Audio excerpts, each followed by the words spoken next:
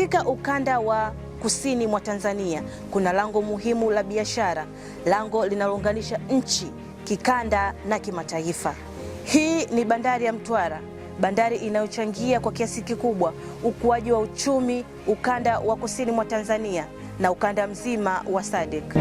Katika miaka hivi karibuni bandari hii imepitia maboresho makubwa, maboresho ya miundombinu, vifaa na mifumo ya utendaji. Maboresho haya yanalenga kuongeza ufanisi na uwezo wa kupokea mizigo mikubwa zaidi. Mpenzi mtazamaji, kama utambulisho unavyoeleza, hapa ni bandari ya Mtwara na tupo na meneja wa bandari hii Ferdinand Nyati. Tutakuwa naye mwanzo hadi mwisho wa kipindi hiki. Mimi ni Grace Mwakalinga. Tuanze kwa kufahamu historia ya bandari hii ya Mtwara na kisha tutaendelea kufahamu mambo mengine. Naitwa Ferdinand Stanley Nyati, ni meneja wa bandari ya Mtwara. Karibuni sana bandari ya Mtwara. Bandari yetu ina historia ndefu na ilianza kabla ya uhuru. Bandari hii kimsingi ilikuwa ikitumika kusafirisha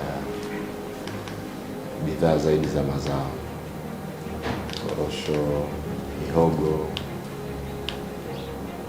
na vitu vingine vilivyokuwa vinalimwa kipindi hicho cha mkoloni. Lakini baada ya miaka hiyo haikuwahi kuendelezwa ama kuboreshwa hadi ilipofikia 2020 kwa bandari ilifanywa maboresho makubwa ya kimiundombinu kwa kuongezewa gati kubwa lenye urefu wa mita 300 ambalo kwa sasa linatumika kuhudumia meli mbalimbali zinazokuja katika bandari hii. Historia ya bandari hii wakati inajengwa ilikuwa na uwezo wa kuhudumia tani 200,000 na gati lake lilikuwa na mita 385, lakini kina chake kimekuwa kikiendelea kupungua. Kiasili kilikuwa ni zaidi ya mita 13, lakini kwa sasa kina kilichopo kwenye ile gati letu la zamani ni mita 9.5. Lakini kwenye gati letu jipya lililojengwa tunapewa hata kina cha mita 13 wakati wa low tide. Kwa hiyo inatuwezesha zaidi kuhudumia meli kubwa zaidi, lakini kuhudumia meli za kisasa zaidi. Toka tumeanza kutumia gati letu jipya tumeshuhudia ukuaji mkubwa sana wa shehena, kwa sababu kama mnavyofahamu kiasili bandari hii ilikuwa na uwezo wa kuhudumia tani 400,000 tu kabla ya maboresho yaliyofanyika, lakini hatukuwahi kufikia tani 400,000 huko nyuma. Lakini baada ya maboresho tumeshuhudia kuongezeka kukubwa sana kwa mzigo unaopita kwenye bandari yetu ya Mtwara, ambapo tulianza kutoka tani 592,000. Kwanza tulikuwa kwenye tani 177,000, ndio tani zetu za mwisho hizo kuhudumia ndogo, kabla hatujaanza kutumia gati letu jipya. Lakini baada ya kuanza kwa matumizi ya gati jipya tumeshuhudia tani tunazohudumia kwa mwaka zimeongezeka kutoka tani 177,000 hadi tani 2.7 tulizohudumia kwenye mwaka 2024-2025.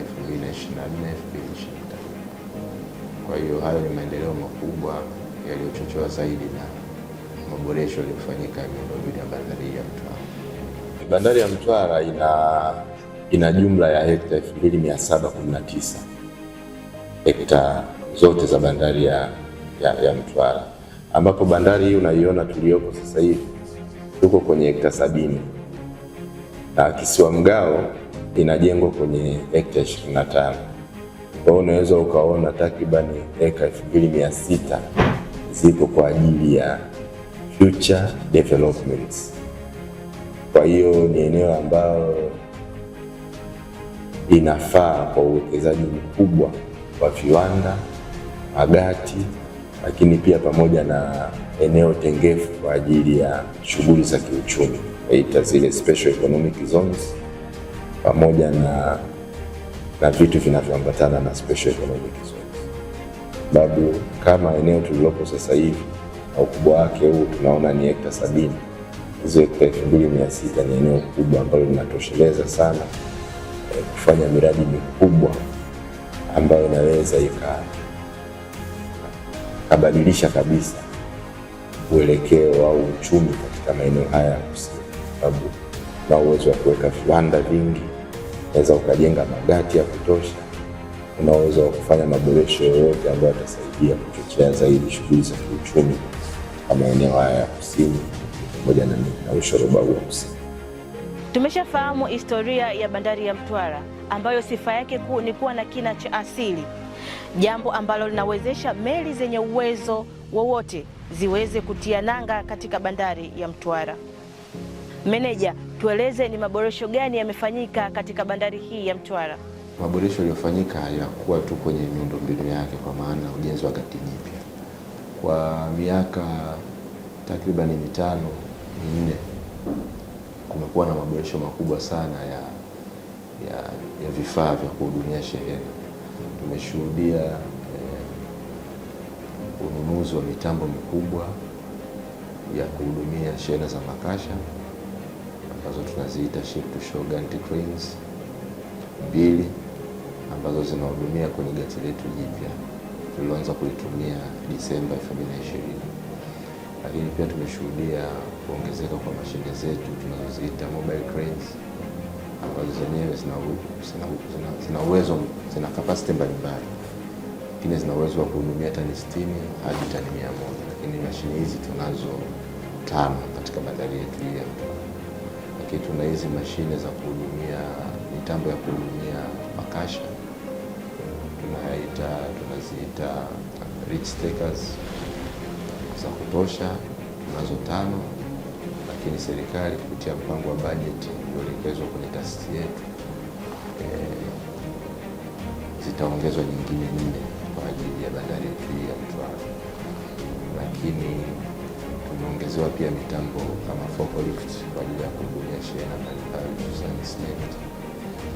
Lakini pia tumeongezewa tagi mpya kwa ajili ya kuhudumia meli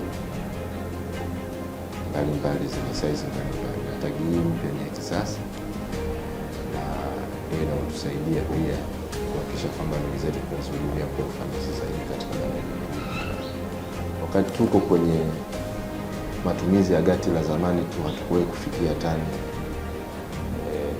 hata 200,000, lakini kwa siku za hivi karibuni tumeshuhudia bandari yetu ikihudumia zaidi ya tani milioni 2.5 kwa mwaka, na hadi sasa hivi takwimu zetu zinaonyesha kwamba tumeshavuka tani milioni 1.3 kwa kipindi cha miezi 7 kutoka Julai 2025 hadi Januari 2026. Kwa hiyo ni maboresho makubwa na tuna uhakika kabisa kwamba kwenye mwaka huu wa fedha tutahudumia zaidi ya tani milioni 2 ambazo ni kiwango kikubwa kwa ajili ya bandari yetu ya Mtwara. Lakini tumeona ukuaji mkubwa wa shehena hususani ya mafuta. Huko awali tulikuwa hatuhudumii shehena ya transit kwenye bandari yetu ya Mtwara. Mafuta yetu yalikuwa ni kwa ajili ya soko la ndani, lakini siku za karibuni tumeshuhudia ushushaji wa mafuta mengi yanayokwenda kwenye nchi mbalimbali za Zambia, DRC, Malawi, Burundi, Uganda pamoja na Rwanda. Kwa hiyo ukuaji huu wa shehena mafuta unaonyesha jinsi gani ambavyo bandari yetu inaendelea kuaminika na wateja mbalimbali, lakini pia inaendelea kusaidia zaidi kwenye kuunganisha nchi zile ambazo hazina bandari pamoja na nchi yetu ambayo ina bandari. Na hivyo tumeshuhudia pia kukua kwa shehena ya mzigo mchanganyiko tunaita general cargo. Kwa siku za hivi karibuni tumepokea meli zaidi ya 10 zilizoleta bidhaa mbalimbali za general cargo, na meli hizi zitaendelea kuja, na kama unavyoona, kama umepita huko mwingine utakuwa umepishana na magari mengi. Yote haya yanakwenda kwenye nchi mbalimbali, lakini pia yapo ambayo yanakuja kwa ajili ya matumizi ya ndani kwa maana ya local. Lakini transit cargo pia tunazo za kutosha na zimeongezeka kwa kiasi ukilinganisha na miaka ya nyuma. Bandari hii tulikuwa tujawahi kuhudumia import transit ya mizigo mchanganyiko. Kwa sasa tunafanya hiyo huduma katika bandari yetu ya Mtwara. Mpenzi mtazamaji wa Panorama TV, na imani unaendelea kutufuatilia katika mahojiano haya na meneja wa bandari ya Mtwara Ferdinand Nyati. Tumeshaangalia maboresho ya bandari hii. Sasa tunakwenda kuona ni yapi matokeo baada ya maboresho haya. Bandari yetu tumekuwa tukisapoti sana usafirishaji wa zao la korosho kwa miaka yote, lakini kwa siku za hivi karibuni tumeshuhudia ukuaji au ongezeko kubwa la shehena ya korosho kutoka kwenye bandari yetu ya Mtwara. Hii yote kutokana na agizo alilotoa Mheshimiwa Rais kuja kwenye mkoa huu wa Mtwara miaka mitatu nyuma, kutoa agizo kwamba korosho zote zisafirishwe kwenye mikoa zinazolimwa kwenye mikoa ya kusini zisafirishwe kupitia bandari yetu ya Mtwara. Tumeshuhudia ongezeko kubwa la shehena hiyo ambapo zaidi ya tani 3.5 tumezisafirisha kwenye mwaka huu, lakini hata miaka ya nyuma tumekuwa tukivuka lengo hilo la kusafirisha tani 3.5 kila mwaka. Mwenendo ni mzuri, tunapokea meli nyingi sana zinazohudumia shehena ya korosho, meli za makasha, lakini pia meli za naita bulk vessels ambazo zinatusaidia sana kuhakikisha kwamba mahitaji ya kusafirisha mzigo huo yanatimizwa kwa wakati na kwa ufanisi sahihi. Tumekuwa tukishirikiana na sekta binafsi ili kuhakikisha kwamba ufanisi wetu kama bandari hauathiriki, kwa sababu kama tunavyofahamu kipindi cha usafirishaji wa korosho shughuli zinakuwaga nyingi sana, kwa sababu bandari yetu pia volume yake inazidi kukua na mizigo ina mbalimbali inazidi kupita. Wakati mwingine eneo letu la bandari linakuwa finyu. Kwa hiyo tumeshirikisha sekta binafsi, imechukua baadhi ya majukumu ya kufanya staffing ili kupunguza msongamano ndani ya bandari, kitu ambacho kinatusaidia sana ili kuweza kufikia malengo yetu ya kusafirisha korosho zote kwa wakati na kwa kiwango sahihi na kwa ufanisi sahihi. Kama unavyofahamu, bandari sasa hivi inatekeleza mradi mkubwa wa ujenzi wa gati mpya kwa ajili ya kusafirisha shehena ya mizigo yenye asili ya vumbi, na bandari hiyo inajengwa kwenye eneo la Kisiwa Mgawa ambapo baadaye itapata nafasi ya kutembelea.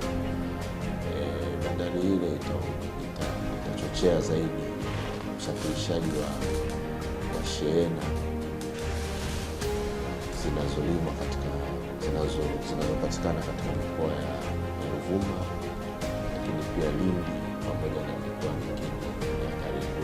Lakini kikubwa zaidi ni kwamba bidhaa kubwa ambayo sisi tunahudumia kwenye bandari yetu hii ya Mtwara ya makaa ya mawe ile itapata nafasi ya kuhudumiwa kwenye bandari hiyo ambayo sasa hivi inaendelea kutengenezwa na kujengwa.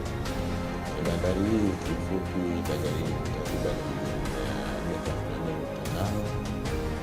Hizo ni gharama za ujenzi, lakini kuna gharama za kulipa ushauri mwelekezi takriban $14.5. Bandari hiyo itakuwa na uwezo wa kuhudumia meli zenye ukubwa wa deadweight tani 100,000, lakini kina cha bandari ile kitakuwa mita 16.5 ambacho ni kikubwa kuweza kuhudumia meli kubwa zaidi za mizigo yenye asili hiyo. Kama unavyofahamu, mikoa yetu hii ya kusini imezungukwa na baraka kubwa ya madini. Tunahudumia shehena kubwa sana ya makaa ya mawe kutokea mkoa wa Ruvuma, lakini kuna shehena kubwa pia ya graphite, zinc pamoja na nickel kwenye maeneo ya Lindi. Kwa tunaamini kwamba bandari itakapokamilika itakuwa na uwezo mkubwa zaidi wa kuhudumia shehena hii kwa wakati, lakini kwa ufanisi sahihi. Bandari hii itakuwa ni bandari ya kisasa, itafungwa mitambo maalum ya kufanya shughuli ya upakiaji, tunaita conveyor belt, ambayo itakuwa na uwezo wa kupakia hadi tani 3,000 kwa saa. Kwa tunaamini kabisa meli kubwa yenye deadweight itakayokuwa inabeba labda tani 60,000 inaweza ikawa inachukua masaa 20 hadi masaa 25 kuendesha huduma katika bandari hiyo. hicho ni kiwango kikubwa cha ufanisi na kitatusaidia zaidi kuendelea kuvutia shehena pamoja na wateja mbalimbali wanaotumia bandari yetu ya Mtwara. Mradi wa Kisiwa Mgao unatekelezwa na mkandarasi anaitwa China Harbour Engineering Company, kwa kifupi maarufu anaitwa CHEC. Utachukua miezi 30 kukamilika.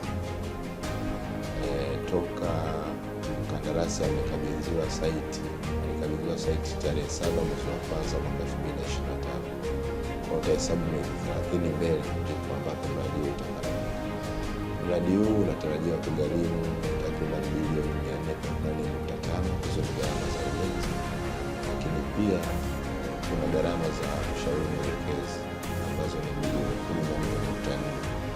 Kwa shughuli hiyo ya ushauri mwelekezi inafanywa na kampuni ya Dar Handasa ambayo ina uzoefu mkubwa kuhusiana na utekelezaji wa miradi ya bandari.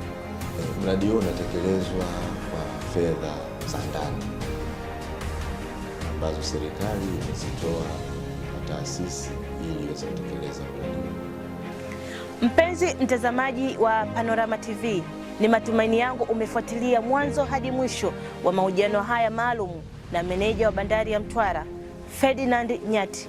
Endelea kutufuatilia katika mitandao mbalimbali ya kijamii. Hadi wakati mwingine, ulikuwa nami mtangazaji wako Grace Mwakalinga.